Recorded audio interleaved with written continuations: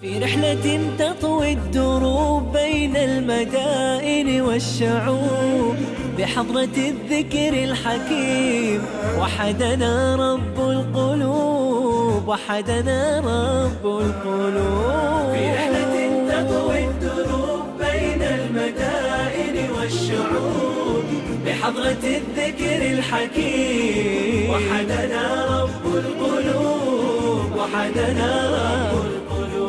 ولحفظ آيات الكتاب قد أتينا كل باب نمضي على درب الصواب من قبل أن تجلو الخطوب، من قبل أن تجلو الخطوب. في رحلة تطوي الدروب بين المدائن والشعوب بحضرة الذكر الحكيم وحدنا رب القلوب، وحدنا رب القلوب.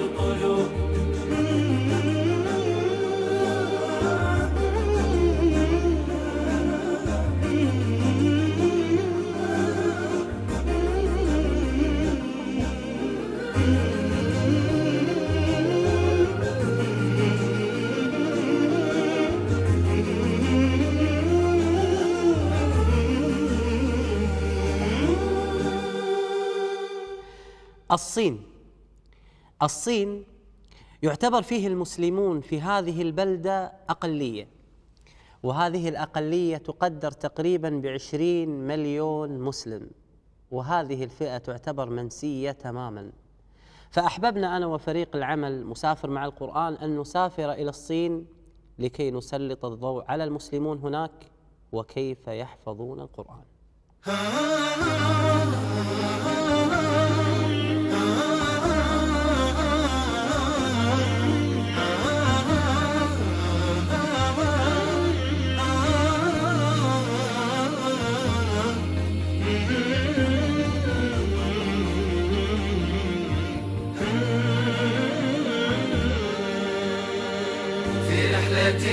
تطوي الدروب بين المدائن. تكلمنا مع بعض أن للسور والآيات مقاصد إذا عرفناها وتعلمناها بإذن الله تعالى راح تعيننا على تدبر كلام الله سبحانه وتعالى.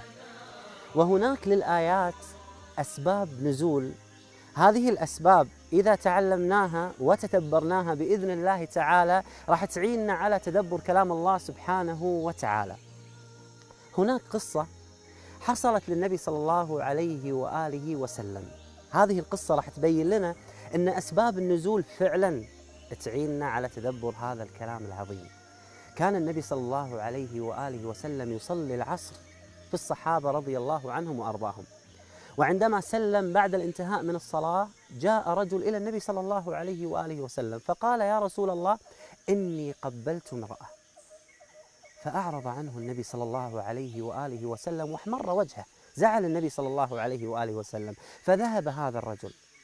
فبعد قليل النبي صلى الله عليه وآله وسلم أمر أحد الصحابة أن يأتي بهذا الرجل، فجاءه الرجل فقال له النبي صلى الله عليه وآله وسلم: أصليت معنا العصر؟ فقال: نعم.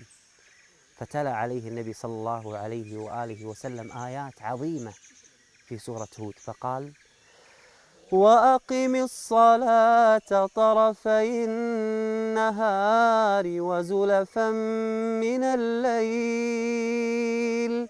إن الحسنات يذهبن السيئات ذلك ذكرى للذاكرين.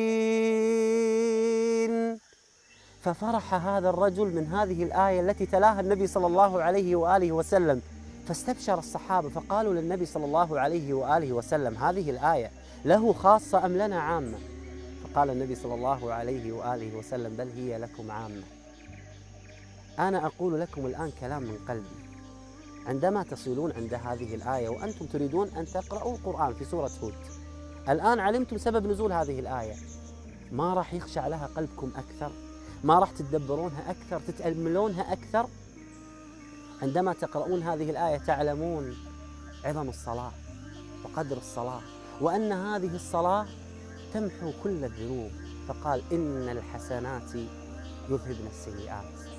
إذا علمنا أسباب النزول وتدبرناها راح نعرف عظم هذا القرآن، تخشع قلوبنا فنعمل بكلام الله سبحانه وتعالى. قرآننا نور مبين للعابدين مدى السنين، نور على نور لنا درب السعادة كل حين، منه شفاء للصدور برهانه بين السطور، وشفيعنا يوم النشور جاء على الوحي الأمين، منه شفاء للصدور برهانه بين السطور. قبل سنوات كنت أكلم أخوي يوسف الأنصاري وفريق الإعداد، أقول لهم عندي حلم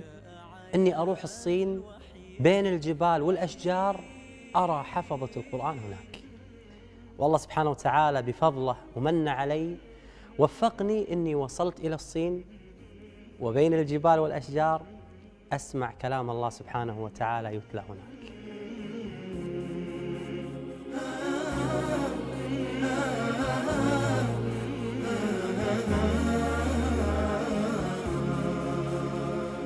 منهاج دستور الحياة لقلوب. وصلنا في الصين إلى هذه المدرسة، مدرسة شيكوتو ما شاء الله، لتحفيظ القرآن الخاصة في البنات.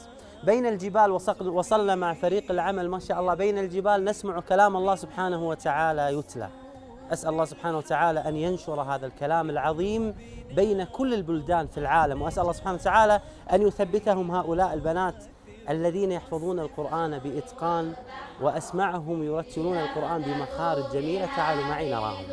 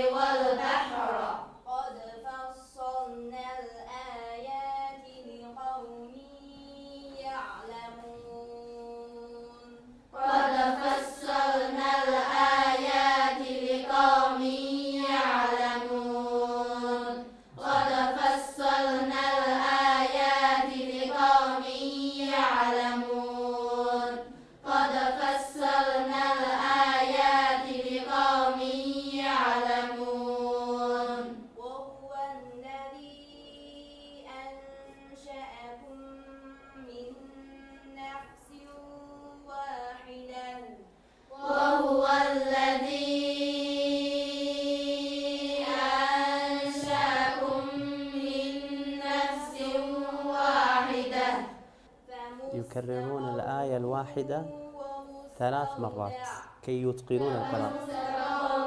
تسمعون معي ما شاء الله تبارك الرحمن. فمستقر ومستودع، فمستقر ومستودع. ليس الكثير منهم يحفظ القرآن لأنهم في وقت من الأوقات كانوا يحاربون، من يصلي في المسجد يحارب في الصين، فما بالكم إذا أراد أن يحفظ القرآن. ولكن ولله الحمد وبفضل من الله سبحانه وتعالى وصلنا إلى الصين ووصلنا إلى هذه المنطقة، وفرحنا وانشرحت صدورنا عندما رأينا حفظة القرآن وحافظات القرآن ما شاء الله تبارك الرحمن. الشيخ عبد الحكيم مدرس في مدرسة شيغوتو في الصين، حافظ للقرآن بإتقان، بدأ بحفظ القرآن وعمره 25 سنة، وحفظ القرآن الكريم كاملا بعد 3 سنوات. والعصر إن الإنسان لفي خسر إلا الذين آمنوا وعملوا الصالحات وتواصوا بالحق وتواصوا بالصبر. ما شاء الله ما شاء الله يا شيخ عبد الحكيم. سمعت عنك قصة جميلة يا شيخ، أن زوجتك أيضا تحفظ القرآن. نعم، تحفظ في هذه المدرسة، حفظت القرآن في هذه المدرسة. نعم. مدرسة شيغوتو. نعم شيغوتو. ما شاء الله ما شاء الله. هل تزوجتها وهي حافظة للقرآن؟ نعم. يعني هي كانت حافظة أنت تزوجتها؟ نعم. ما شاء الله تبارك. أريد حافظة. الله أكبر. يعني لا يبحث عن جمال ولا مال ولا أي شيء، هو يريد حافظة لكتاب الله، وأعطاه الله سبحانه وتعالى حافظة القرآن. كان منظرها جميل، رأيناها أنا وفريق العمل ما شاء الله في الفصل تحفظ القرآن وتقرأ القرآن بإتقان، وأرى سعادة ما شاء الله الشيخ عبد الحكيم وهو يرى زوجته تحفظ كتاب الله سبحانه وتعالى. وهو الذي أنزل من السماء ماء وهو ما شاء الله هذه المعلمة التي تحفظهم القرآن تحفظ القرآن الكريم كاملا ما شاء الله، وتقرأ القرآن بإتقان. أسأل الله سبحانه وتعالى أن يثيبها. كم طالبة وطفل يوجد في هذه المدرسة؟ الطالبات الكبير نعم 300 ما شاء الله 300 تقريبا. نعم. والأطفال 200 ما شاء الله تبارك الرحمن. ما شاء الله. شيخنا، ما هو منهج الطالبات؟ كيف يبدأون بحفظ القرآن؟ كيف تكون البداية ومتى يختمون؟ من البداية أعلم لهن الحروف الهجائية، وبعد القراءة، وبعد حفظ. نعم. في كل سنة 10 أجزاء. في كل سنة 10 أجزاء. نعم. ما شاء الله تبارك وبعد 3 سنوات يعني مراجعة. نعم. سبحان الذي أسرى بعبده ليلا من المسجد الحرام إلى المسجد الأقصى الذي باركنا حوله لنريه من آياتنا إنه هو السميع البصير. وآتينا موسى الكتاب وجعلناه هدى لبني إسرائيل ألا تتخذوا من دوني وكيلا ذرية من حملنا مع نوح إنه كان عبدا شكورا. وأنا أتجول في المدرسة وجدت الطالبات الحافظات يراجعن الحفظ في الساحات الخارجية للمدرسة، فعرفت أن عندهن اختبار لمراجعة القرآن.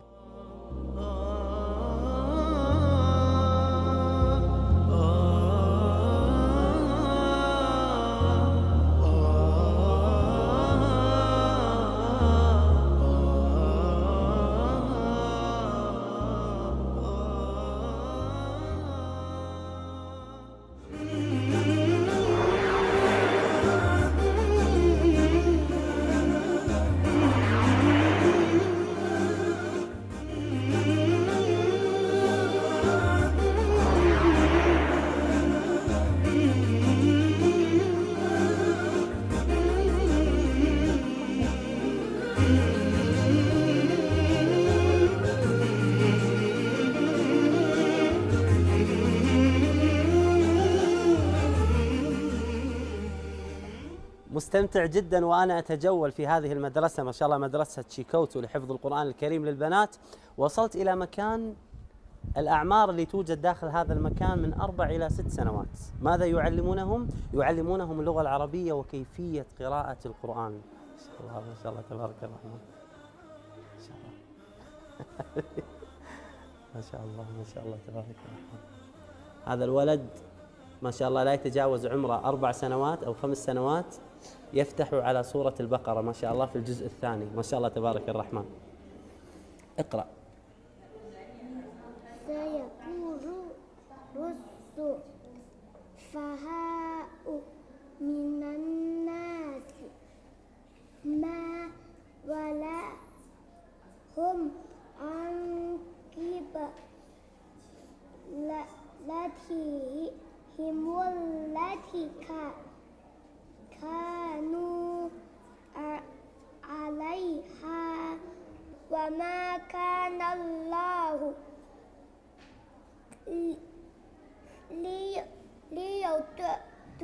ليضيع إيمانكم إن الله بالناس رؤوف رحيم. ما شاء الله، ما شاء الله تبارك الرحمن. الآن الذي قاعد يقرأ أمامكم والله العظيم يشعرني بالخجل الكبير. ولد بهذا العمر لا يعرف اللغة العربية أبداً، من الصين، يقرأ من سورة البقرة، من أطول السور في القرآن، يقرأ بهذه الطريقة وبتجويد، يقرأ بطريقة شاقة، ولكنه إذا كبر سوف يحفظ القرآن بإتقان. والله عندنا في بلادنا في العرب في رياض الأطفال الولد لا يعرف أن يقرأ قصار السور أصلاً، لو فتحت له من أي مكان لا يعرف أن يقرأ.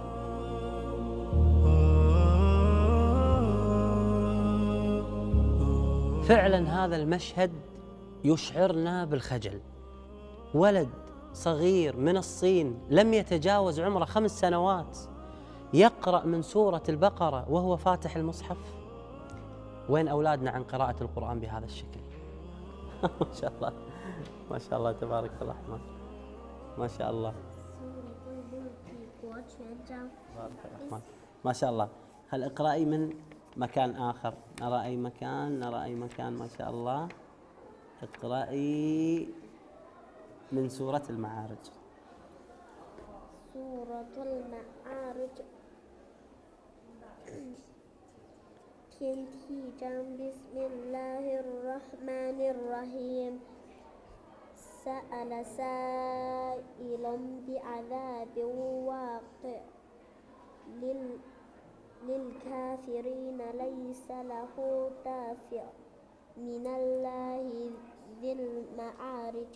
هذه النماذج يجب أن تكون لنا عبرة. وصلنا إلى الصين كي نعلمكم، نحن كنا لا نعلم، ولكن عندما وصلنا وجدنا هؤلاء النماذج يجب علينا أن نتشجع، ويجب علينا أن نبدأ من الآن أن نحفظ أبنائنا القرآن. الواحد يقول ابني عمره 3 و4 سنوات، لا أبدأ معاه من الآن، أبدأ معاه إذا كبر.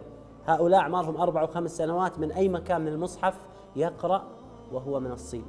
أنا استغربت عندما كنت شيخنا مع الطلبة الصغار، نعم، يعني 4 سنوات 5، أنهم ما شاء الله يحفظون 3 أجزاء من القرآن، نعم. جزء عامة وجزء تبارك وجزء قد سمع. نعم. يعني هذا إنجاز عظيم. من فينا في رياض الأطفال عندنا في بلادنا يحفظ جزء عامة وجزء تبارك وجزء قد سمع؟ والله في ناس في الثانوية لا يحفظون حتى جزء عامة. بين البرايا كم شدا ويردد الكون الصدى يوم تجلى بالهدى قرآننا فيه النجاة. اقرأ تدبر في خشوع شوقا تفيض به الدموع ينسب سحرا بالضلوع بالنور في كل اتجاه.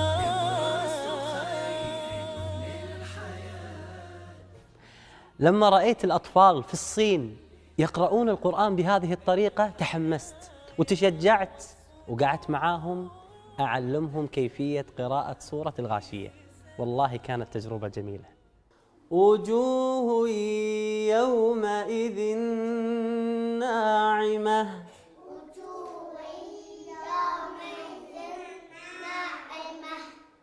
لسعيها راضية. يلا مرة ثانية، لسعيها راضية. مستمتع جدا معهم، مستمتع بابتسامتهم، مستمتع بحرصهم على حفظ القرآن. من قلبنا بنحب القرآن ربنا نور الحياة ماشيين عليه طول عمرنا جنتنا. الله سبحانه وتعالى عندما أنزل علينا هذا القرآن أنزل هذا القرآن كله مبارك وكله فضائل، ولكن النبي صلى الله عليه وآله وسلم خص بعض الآيات أن لها فضائل وبعض السور لها فضائل كثيرة. فمن الأسباب اللي بإذن الله تعيننا على تدبر كلام الله سبحانه وتعالى أن نعرف فضائل هذه الآيات وهذه السور. مثلا إذا عرفنا أن آية الكرسي هي أعظم آية في القرآن، إذا أنت علمت أنها هي أعظم آية في القرآن على طول، وهذا شيء راح يكون يعني بديهيا راح تقرأ تفسير هذه الآية وتتأمل هذه الآية وتتدبر هذه الآية، لماذا هي أعظم آية في القرآن؟ إذا علمت أن سورة الملك هي المنجية من عذاب القبر، وذكرها النبي صلى الله عليه وآله وسلم، فعلى طول راح تذهب إلى التفسير وتقرأ ما فيها من الآيات وتتأملها وتخشع فيها، لماذا هي منجية من عذاب القبر. والمعوذات وسورة الفاتحة والبقرة وآل عمران، هناك سور كثيرة وآيات كثيرة لها فضائل، إذا تأملناها وعرفناها وعرفنا فضائلها بإذن الله تعالى راح تعيننا على تدبر كلام الله سبحانه وتعالى. ابحثوا عن فضائل السور وابحثوا عن فضائل الآيات، وكلنا بإذن الله سنتدبر هذا القرآن العظيم.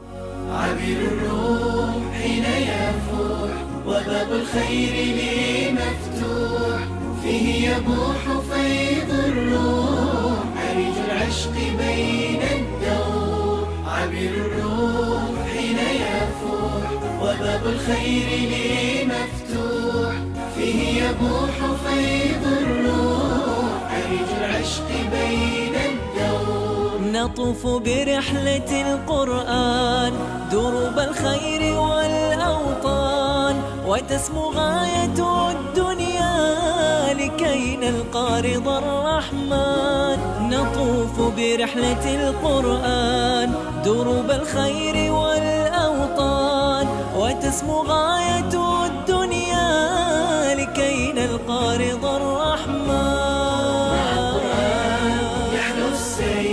سنايا النور بالتفكير على الأرواح بالتأثير، فيه الخير والبرهان. من القرآن للإنسان على الآفاق والأكوان، به نمضي مدى الأزمان لا نرجو سوى الرضوان. من القرآن للإنسان على الآفاق والأكوان، به نمضي مدى الأزمان لا نرجو سوى الرضوان.